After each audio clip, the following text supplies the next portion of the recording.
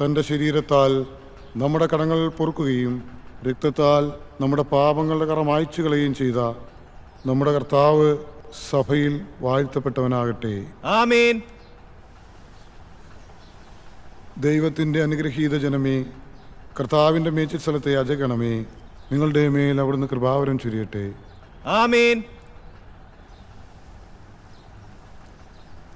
അവിടുന്ന് തൻ്റെ കാരുണ്യവും അനുഗ്രഹവും നിങ്ങളിൽ വർഷിക്കട്ടെ. അവിടുത്തെ പരിപാലനയുടെ വലം കൈ നിങ്ങളെ സംരക്ഷിക്കുകയും ചെയ്യട്ടെ, ഇപ്പോഴും എപ്പോഴും എന്നേക്കും. ആമേൻ.